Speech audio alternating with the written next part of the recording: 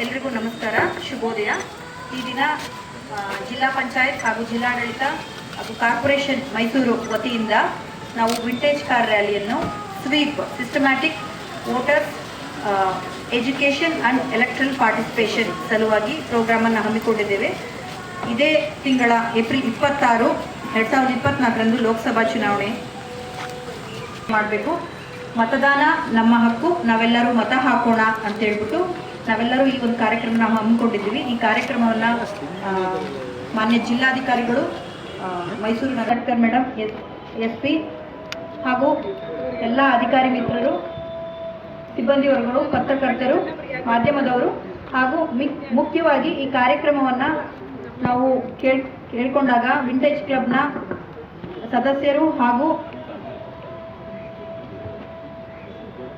ಕಾರ್ಯಕ್ರಮವನ್ನು ಒಪ್ಪಿಕೊಂಡು ಬಂದಿರ್ತಾರೆ. ಅವರಿಗೂ ಹಾಗೂ ಅವರ ಸಹಚರರಿಗೂ ಕೂಡ ನಾನು ಈ ಕಾರ್ಯಕ್ರಮಕ್ಕೆ ಹೃತ್ಪೂರ್ವಕವಾಗಿ ಸ್ವಾಗತಿಸ್ತೇನೆ. ಪ್ರಾಸ್ತಾವಿಕ ನುಡಿಗಳನ್ನು ಹೇಳಬೇಕು ಅಂತ ಮಾನ್ಯ ಜಿಲ್ಲಾಧಿಕಾರಿಗಳಿಗೆ ವಿನಂತಿ.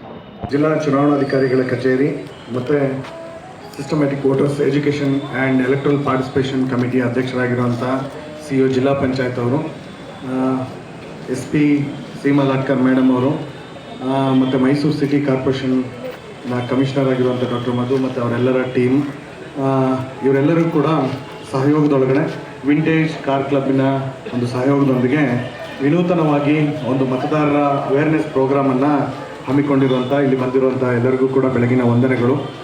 ಈ ಒಂದು ಸಂದರ್ಭದಲ್ಲಿ ಮತದಾನ ಅದರ ಬಗ್ಗೆ ಜಾಗೃತಿ, ನಿಮಗೆಲ್ಲ ಗೊತ್ತಿರೋ ಹಾಗೆ ನಿಯರ್ಲಿ 70-75 ವರ್ಷಗಳಿಗಿಂತಲೂ ಜಾಸ್ತಿ ಇತಿಹಾಸವಿರುವಂತಹ ಈ ಚುನಾವಣೆ ವಿಂಟೇಜ್ ಕಾರ್ಗಳಿಗೆ ನಾವು ಹೋಲಿಸ್ಕೊಂಡು ಹೋದರೆ ಪ್ರತಿ ವರ್ಷ ಹೋದಂಗೂ ಕೂಡ ಅದರ ವ್ಯಾಲ್ಯೂ ಜಾಸ್ತಿ ಆಗ್ತಾನೆ ಹೋಗ್ತಾ ಇರುತ್ತೆ.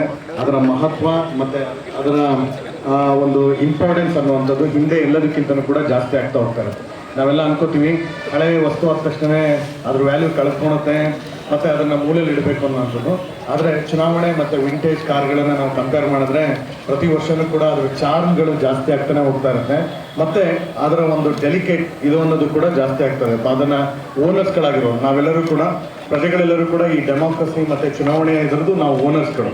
ನಾವು ಪ್ರತಿ ವರ್ಷವೂ ಕೂಡ ನಮ್ಮ ಕಾರನ್ನು ಹೆಚ್ಚಿನ ಜಾಗರೂಕತೆಯಿಂದ ನೋಡ್ಕೊಳ್ಳುವಂಥ ಒಂದು ರೆಸ್ಪಾನ್ಸಿಬಿಲಿಟಿ ನಮ್ಮ ಮೇಲಿರುತ್ತೆ. ಅದೇ ರೀತಿ ಪ್ರಜ್ಞಾವಂತ ಮತದಾರರು ಈ ದೇಶದ ಆಸ್ತಿ, ಪ್ರಜಾಪ್ರಭುತ್ವದ ಒಂದು ಇಂಪಾರ್ಟೆಂಟ್ ಆಗಿರುವಂಥ ಒಂದು ಬ್ರಿಕ್ ಸ್ಟೋನ್. ಇಂಥವ್ರು ಪ್ರತಿ ಸಲನೂ ಕೂಡ ನಾವು ಚುನಾವಣೆಯ ಮೆರುಗನ್ನು ನಾವು ಹೆಚ್ಚಿಸಬೇಕು ಅಂದರೆ ಚುನಾವಣೆ ಹಬ್ಬದಲ್ಲಿ ಪಾರ್ಟಿಸಿಪೇಟ್ ಮಾಡಬೇಕು.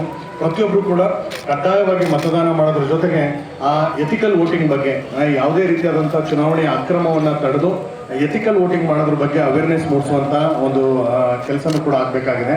ಮತ್ತು ಮೈಸೂರಿನಲ್ಲಿ ನಾವು ನೋಡಿದ್ರೆ 2019ರ ಚುನಾವಣೆ ಸಂದರ್ಭದಲ್ಲಿ ಬರೀ 70% ಮತದಾನ ಆಗಿತ್ತು. ಈ ಸಲ ಜಿಲ್ಲಾ ಚುನಾವಣಾಧಿಕಾರಿಗಳ ಕಚೇರಿ ಸ್ವೀಪ್ ಆಕ್ಟಿವಿಟಿಯಿಂದ 85%ಗಿಂತಲೂ ಜಾಸ್ತಿ ಮಾಡಿಸುವಂಥ ಗುರಿ ಇದೆ. ಇದನ್ನು ನಾವು ರೀಚ್ ಆಗಬೇಕು ಅಂದರೆ ಸಿಟಿ ಒಳಗಡೆ ಇರುವಂಥ ಪ್ರತಿಯೊಬ್ಬರೂ ಕೂಡ ಮುಟ್ಟುವಂಥ ಕೆಲಸವನ್ನು ಮಾಡಬೇಕು. ಹಾಗಾಗಿ ಬೇರೆ ವಿನೂತನವಾದಂಥ ಕಾರ್ಯಕ್ರಮಗಳನ್ನೆಲ್ಲ ನಾವು ಹಮ್ಮಿಕೋತಾ ಇದ್ದೀವಿ. ಯಂಗ್ಸ್ಟರ್ಸ್ಗಳನ್ನ ಅಟ್ರಾಕ್ಟ್ ಮಾಡೋದಕ್ಕೆ ಫ್ಲಾಶ್ ಮಾಬ್ಸ್ ಆಗಿರ್ಬೋದು, ಬೇರೆ ಬೇರೆ ಕ್ಯಾಂಪಸ್ಗಳಲ್ಲಿ campus ambassador, electoral literacy club ಆಗಿರ್ಬೋದು, ಅಥವಾ ಮಾಲ್ಸ್ಗಳಲ್ಲಿ, ಅಪಾರ್ಟ್ಮೆಂಟ್ಗಳಲ್ಲಿ, ಮತ್ತು ಎಲ್ಲೆಲ್ಲಿ ಸೆಂಟ್ರಲ್ ಗೌರ್ಮೆಂಟ್ ಇನ್ಸ್ಟಿಟ್ಯೂಷನ್ಸ್ಗಳಿದೆ, ಪ್ರಜ್ಞಾವಂತ ಎಜುಕೇಟೆಡ್ ಇರ್ತಾರೆ, ಆದರೆ ಅವರು ಸ್ವಲ್ಪ ಪ್ರಜ್ಞಾವಂತಿಕೆ ಒಳಗಡೆ ಹಿಂದೆ ಬಿದ್ದಿರುವಂಥವ್ರಿಗೂ ಕೂಡ ಪ್ರಜ್ಞಾವಂತಿಕೆಯನ್ನು ಮೂಡಿಸುವಂಥ ಕೆಲಸವನ್ನು ಕೂಡ ಮಾಡೋದ್ರಲ್ಲಿ ಸ್ವೀಪ್ ಕಮಿಟಿ ಮಾಡ್ತಾ ಇದ್ದಾರೆ.